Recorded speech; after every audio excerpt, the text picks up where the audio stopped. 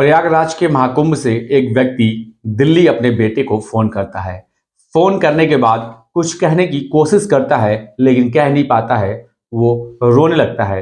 अब बेटा बाप के रोने की आवाज सुनकर थोड़ा परेशान सा हो जाता है। वो कहता है क्या बात है। जैसे बेटा अपने पिता से ये सवाल करता है, उसका पिता और जोर जोर से रोने लगता है और बताता है कि पिछले 15 घंटों से मैं तुम्हारे माँ की तलाश कर रहा हूँ, उसको ढूंढ रहा हूँ, लेकिन वो कहीं मिल नहीं रही है। क्या करूं? अब जैसे बेटा ये बात सुनता है वो भी थोड़ा परेशान सा हो जाता है, घबरा जाता है। लेकिन घबरा करके भी वो करेगा तो क्या करेगा। हालांकि वो अपने पिता को सांत्वना देता है, कहता है कि पिताजी आप परेशान मत होइए, घबराइए नहीं, माँ जरूर मिल जाएगी, इधर उधर आसपास आप उसकी तलाश कीजिए। हालांकि वो पिता को सांत्वना देता है, पिता उसकी बातों को सुनकर थोड़ा शांत होते हैं और उससे बेटा कहता है अपने पिता से कि आप आसपास के लोगों से पूछताछ कीजिए, ढूंढते रहिए, हम लोग भी कुछ कोशिश करते हैं। उसके बाद फोन कट हो जाता है। अब जो भाई था वो अपने छोटे भाई को जाकर बात करता है, कहता है कि पिताजी और माँ महाकुंभ में नहाने गए थे, माँ कहीं खो गई है, उसका कुछ अता पता नहीं चल रहा है, पिताजी बहुत ज़्यादा परेशान हैं, अब हम लोगों को ही कुछ करना चाहिए। अब दोनों भाई मिलकर अपने मामा को फ़ोन मिलाते हैं, मामा से सारी बातें बताते हैं। अब मामा से कहते हैं कि हमें जितना जल्दी हो सके महाकुंभ में जाना चाहिए और जाकर माँ को ढूंढना चाहिए, पिताजी अकेले परेशान हो रहे हैं। अब वो तीनों मिलकर दिल्ली से वाहन पकड़ते हैं और सीधा महाकुंभ पहुंचते हैं। हालांकि काफ़ी वक्त लग जाता है, लेकिन आखिरकार माँ उनकी मिल जाती है। लेकिन जिस हालत में मिलती है, जिस रूप में मिलती है, उसकी कभी उन लोगों ने कल्पना भी नहीं की थी। दरअसल उसकी माँ का कत्ल हो चुका था, किसी धारदार हथियार से उसकी माँ को मार दिया गया था। जब पुलिस इस मामले का खुलासा करती है, एक एक कड़ियों को जोड़कर खुलासा करती है और जिसका नाम निकल कर सामने आता है, उस नाम को सुनने के बाद ये दोनों बेटे और मामा और साथ ही लोग आश्चर्यचकित हो जाते हैं, सोचने पर मजबूर हो जाते हैं कि आखिरकार ये ऐसा कैसे कर सकता है। नमस्कार, मैं विपिन। आज की जो सच्ची घटना मैं आपको सुनाने जा रहा हूँ, इस सच्ची घटना की शुरुआत होती है भारत की राजधानी दिल्ली का एक क्षेत्र है, एक कॉलोनी है, त्रिलोकपुरी कॉलोनी। दरअसल वहाँ के रहने वाले अशोक वाल्मीकि, जिनकी उम्र लगभग 38 वर्ष के आसपास होती है, वो दिल्ली के म्यूनिसिपल कॉरपोरेशन में सफाई कर्मचारी के पद पर तैनात होते हैं। उनकी पत्नी, जिसका नाम मीनाक्षी होता है, जिसकी उम्र 35 साल के आसपास होती है, उनकी पत्नी लगातार पिछले कई दिनों से अपने पति से कह रही थी कि न जाने कितने लोग महाकुंभ में जा रहे हैं और डुबकी लगाकर स्नान कर वापस आ रहे हैं, हम लोग क्या नहीं चल सकते हैं। लगातार जब पत्नी अपने पति पर दबाव बना रही थी महाकुंभ जाने के लिए, तो आखिरकार उसका पति अशोक छुट्टी की व्यवस्था करता है, अपने दिल्ली के म्यूनिसिपल कॉरपोरेशन ऑफिस से छुट्टी लेता है और छुट्टी लेने के बाद 17 फरवरी 2025 को दिल्ली से वो गाड़ी पकड़कर सीधा प्रयागराज के महाकुंभ में पहुंच जाता है। वहां जाने के बाद अपने पत्नी के हाथों को हाथ में पकड़कर घूमता है।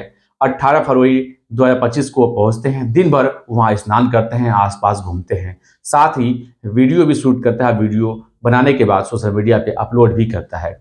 सारी इस तरह की चीजें होती हैं। अब वो स्नान करके जैसे ही निकल रहे थे, तभी अचानक से एक भीड़ आती है और उस भीड़ में अपनी पत्नी का हाथ वो उसके हाथ से कब छूट जाता है उसको पता ही नहीं चलता है और वो लगातार अपनी पत्नी को आवाज लगाता है, लेकिन वो उसकी पत्नी सुन नहीं पाती है। कुछ देर बाद ही पत्नी अचानक से लापता हो जाती है, कुछ अता पता नहीं चलता है। वो लगातार इधर उधर ढूंढ रहा था, लेकिन पत्नी जब नहीं मिलती है तो कुछ दूरी पर खड़े पुलिस वाले के पास जाता है, कहता है कि साहब, मेरी पत्नी और मैं, हम दोनों साथ में कुंभ में स्नान करने आए थे, साथ साथ स्नान किए थे, अभी वो मेरे साथ ही थी और अचानक से भीड़ आती है और भीड़ में भी पत्नी कहीं खो जाती है, उसका कुछ अता पता नहीं चल रहा है, आप मेरी मदद कर दीजिए।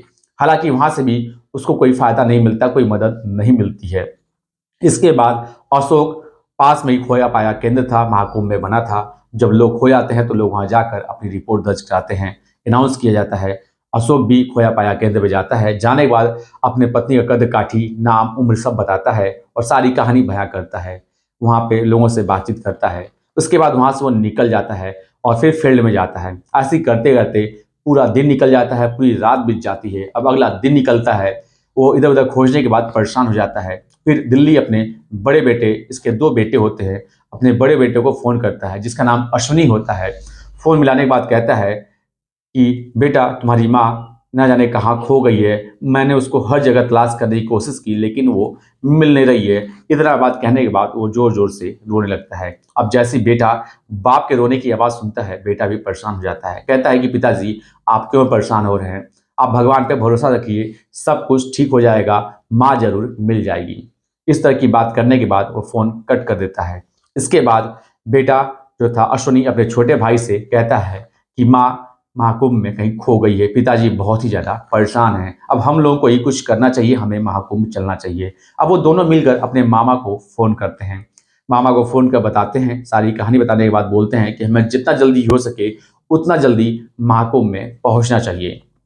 इसके बाद वो तीनों दिल्ली से ट्रेन पकड़कर सीधा प्रयागराज जंक्शन पे पहुंचते हैं। अब जैसे ही प्रयागराज के जंक्शन पे उतरते हैं, उतरने के बाद उन तीनों के हाथ में एक फ़ोटो होता है, जो कि उनके माँ मीनाक्षी का होता है। अब उस फ़ोटो को दिखाकर अलग-अलग लोगों से वो पूछताछ कर रहे थे कि आपने कहीं इन्हें देखा है? ये मेरी माँ हैं, इनका नाम मीनाक्षी है, इनकी उम्र 35 साल है, इस कलर की इन्होंने साड़ी पहन रखी है, ये दिल्ली की रहने वाली हैं। आपने कहीं देखा है? लेकिन आस-पास पूछने के बाद भी कुछ अता-पता नहीं चलता है। हालाँकि तीनों अलग-अलग लोगों से अलग-अलग पूछताछ कर रहे थे, लेकिन तीनों एक-दूसरे के संपर्क में रहते हैं, क्योंकि उनको डर रहता है कहीं ऐसा ना हो कि जो भाई था वो काफ़ी छोटा था, वो भी इस भीड़ का हिस्सा बनकर कहीं खो जाए। अब वहाँ से वो तीनों निकल कर कई थाने, कई पुलिस चौकी जाते हैं, वहाँ भी पूछताछ करते हैं, लेकिन उनका उसके माँ का कुछ अता-पता नहीं चलता है। अब वो तीनों सीधा खोया-पाया केंद्र जाते हैं, वहाँ जाने के बाद अपने माँ के बारे में सारी जानकारी वहाँ बयाँ करते हैं, बताते हैं, फ़ोटो दिखाते हैं, रंग, रूप, ढाँचा बताते हैं, उम्र बताते हैं, नाम बताते हैं, कहाँ से वो आई थी, कब आई थी, सारी डिटेल्स देने के बाद वहाँ से वो सीधा दारागंज थाने पर पहुँचते हैं। दारागंज थाने पर पहुँचने के बाद वहाँ पर वो पुलिसकर्मियों को फ़ोटो दिखा रहे थे अपनी माँ का कि ये मेरी माँ है, इसका नाम ये है। तभी एक पुलिस वाले की नज़र अचानक उस फ़ोटो पे पड़ती है, तो वो देखता ही रह जाता है। कहता है कि ये महिला तो कुछ मुझे जानी-पहचानी लग रही है।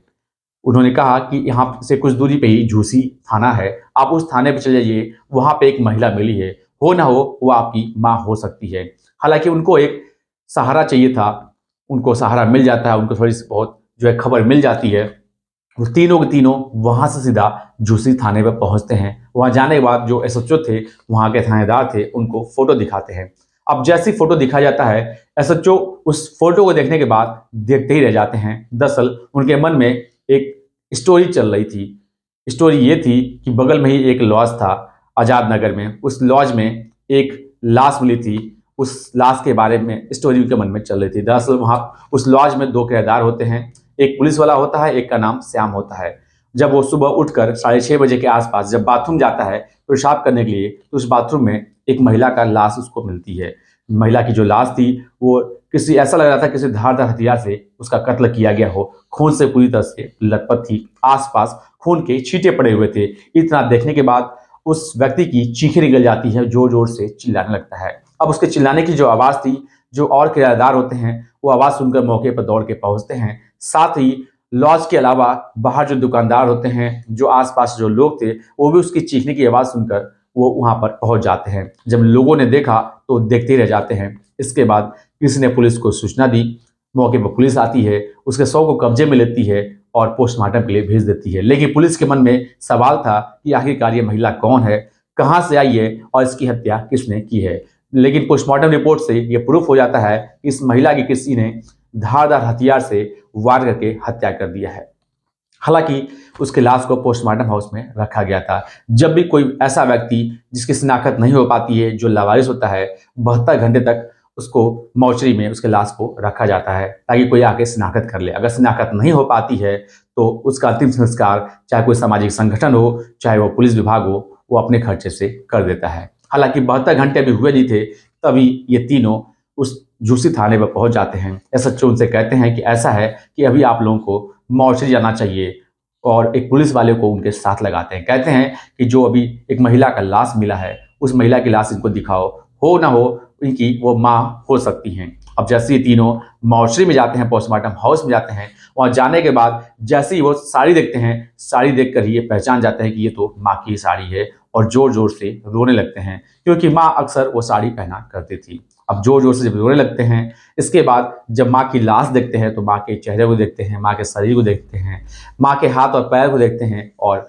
ज़ोर-ज़ोर से और रोने लगते हैं। इसके बाद वो सीधा झूसी थाने पर वापस पहुंचते हैं, एसएचओ के पास जाते हैं और बताते हैं कि हाँ, वो मेरे माँ की लाश है, वो मीनाक्षी देवी का ही लाश है। उनसे कहते हैं कि साहब ये कैसे हुआ, कैसे नहीं हुआ। एसएचओ उनसे कहता है कि आप परेशान मत हो, आपको परेशान होने की बिल्कुल भी जरूरत नहीं है। हम जल्द से जल्द इस घटनाक्रम को खुलासा कर देंगे और कातिल को पकड़ लेंगे। आखिरकार उनसे पूछा जाता है कि आखिरकार ये कैसे यहाँ पे आए, तो सारी वो कहानी बताते हैं। इसके बाद पुलिस वाले जो लॉज था, लॉज के आसपास का सीसीटीवी कैमरा की रिकॉर्डिंग निकालते हैं, तो देखते हैं कि उस एक व्यक्ति होता है जो उस लॉज में उसके साथ जाता है, उस महिला के साथ जाता है। अब उस व्यक्ति का फोटो उन लड़कों को दिखाया जाता है कि ये आखिरकार व्यक्ति कौन है। वो लड़के जैसे ही उस फोटो में देखते हैं तो कहते हैं कि ये तो मेरे पिताजी हैं। इसके बाद पुलिस उस लॉज पे जाती है। लॉज पे जाने के बाद लॉज में जो मैनेजर होता है उससे पूछताछ की जाती है। कहा जाता है कि ये जो व्यक्ति रुके थे, क्या इन्होंने कोई आईडी प्रूफ दिया कि नहीं दिया। वो कहता है कोई आईडी प्रूफ तो नहीं दिया है। वो लॉज वाला बताता है कि जब वो आते हैं उनसे आईडी प्रूफ मांगा जाता है तो वो कहते हैं कि भैया कुछ देर की ही बात है, तो फिर आईडी प्रूफ लेके कोई मतलब नहीं है। तभी लॉज वाला कहता है कि ठीक है, आईडी प्रूफ आप नहीं दे रहे हैं तो कम से कम मोबाइल नंबर भी दे दीजिए। वो कहते हैं कि हमारे पास कोई मोबाइल वगैरह नहीं है, तो इसलिए कोई दिक्कत नहीं, 4-5 घंटे की बात है, सुबह की ट्रेन है, हम लोग चले जाएंगे। दरअसल उन लोगों को जिस व्यक्ति ने उस लॉज पे जो व्यक्ति लेके जाता है, दरअसल वहीं का एक लोकल व्यक्ति होता है, सुरेश बिंद जिसका नाम होता है। उन लोगों की उससे दोस्ती हो जाती है। उससे जो अशोक था वो कहता है कि हम लोग बहुत ही गरीब आदमी हैं, हम लोग के पास पैसा वो सब नहीं है, अब बहुत ही हम लोग परेशान हैं, मात्र 4-5 घंटे ही रुकने हैं, कोई कमरा हो तो दिला दो। तो कहता है सुरेश बिंद की आपको परेशान होने की जरूरत नहीं है, पास में एक लॉज है, वो मेरे दोस्त का है, वहां पर चल के मैं आपको दिलवा देता हूँ, मात्र आपको 500 रुपये देने होंगे। सुरेश बिंद की वजह से उनको कमरा मिल जाता है। इसके बाद वो कमरे में चले जाते हैं। साथ ही जो लॉज का मैनेजर था वो कहता है कि इतना वो जरूर बताते हैं कि वो लोग दिल्ली के रहने वाले थे। हालांकि पुलिस अब जांच पड़ताल में जुट जाती है। पुलिस सोच रही थी कि कैसे, क्या हुआ, किसने कत्ल किया। तभी पुलिस के मन में एक सवाल आता है। वो कहते हैं उन लड़कों से कि एक काम करो, आपके पिताजी कहाँ हैं। वो कहते हैं पिताजी तो कुंभ में ही हैं, माँ को ढूंढ रहे थे। कहते हैं अपने पिताजी को आप फोन करो और एक जगह पे बुलाओ। हालांकि वो पिताजी को फोन करते हैं और जिस जगह पर बुलाते हैं उस जगह पर पहले से ही पुलिस तैनात होती है। अब जैसे ही उसके पिताजी यानी कि अशोक वहां पहुंचता है, तभी पुलिस उसे हिरासत में ले लेती है। हिरासत में लेने के बाद थाने ले आती है और उससे पूछताछ करती है। पुलिस कहती है कि ये बतलाओ कि जब तुम लॉज में रुके थे तो तुमने आईडी प्रूफ क्यों नहीं दिया, जब तुमसे मोबाइल नंबर मांगा गया था तो तुमने मोबाइल नंबर क्यों नहीं दिया। हालांकि तुम्हारे पास आईडी प्रूफ भी है और तुम्हारे पास मोबाइल नंबर भी है, मोबाइल भी है। हालांकि इस तरह से पूछने पर वो कुछ जवाब देता नहीं है, गोल मोल की बातें करता है। पुलिस जब सख्ती से उसे पूछताछ करती है कि तुमने अपने पत्नी का कत्ल क्यों किया, सही सही बता दो, तब वो टूट जाता है और उसने बताना शुरू किया। वो बताता है कि करीब सुबह के 1 बजे उसकी पत्नी जब बाथरूम जाने के लिए उठती है तो मौके की तलाश में होता है। जैसी पत्नी बाथरूम करने जाती है वो अपने पत्नी के ऊपर चाकू से वार करके उसकी हत्या कर देता है। हत्या करने के बाद वहां से निकल जाता है। अब पुलिस के मन में बहुत सारे सवाल थे। पुलिस के मन में सबसे बड़ा सवाल ये था कि इसने हत्या की तो क्यों की। जब उससे पूछा जाता है कि हत्या तुमने क्यों की, तो उसने जो कहानी बताई, उस कहानी को सुनने के बाद दोनों बच्चे, मामा और पुलिस वाले दंग रह जाते हैं। दरअसल उसने बताया कि दिल्ली की एक महिला के साथ उसका अवैध संबंध था और उसके अवैध संबंध के बारे में उसकी पत्नी मीनाक्षी को पता चल जाता है। हालांकि मीनाक्षी अपने पति अशोक को बार बार मना करती है कि अब से तुम उस महिला से एक बार भी नहीं मिलोगे तो फिर हमारे तुम्हारे बीच में जो भी रिश्ते हैं खत्म हो जाएंगे। जब इस तरह की धमकी देती है, इसके बावजूद भी अशोक उससे कहता है कि मैं उस महिला से ही मिलूंगा, उसी के साथ रहूंगा। हालांकि इस बात की वजह से वो मिलता भी है और इसी वजह से उसके घर में कलेश होने लगता है, रोज झगड़ा होने लगता है। हालांकि अशोक कई बार से ताक में था कि जब मौका मिले तो इसको रास्ते से हटा दे, क्योंकि बार बार ये इसमें रोका टोकी करती है। हालांकि पिछले कई दिनों से मीनाक्षी अपने पति से महाकुंभ में स्नान करने के लिए रट्टा लगाई हुई थी। पति को मौका मिलता है और छुट्टी लेकर अपने पत्नी को सीधा महाकुंभ में जाता है और जाने के बाद मौका देखते ही अपने पत्नी का कत्ल कर देता है। हालांकि पुलिस अशोक को गिरफ्तार करके जेल भेज देती है।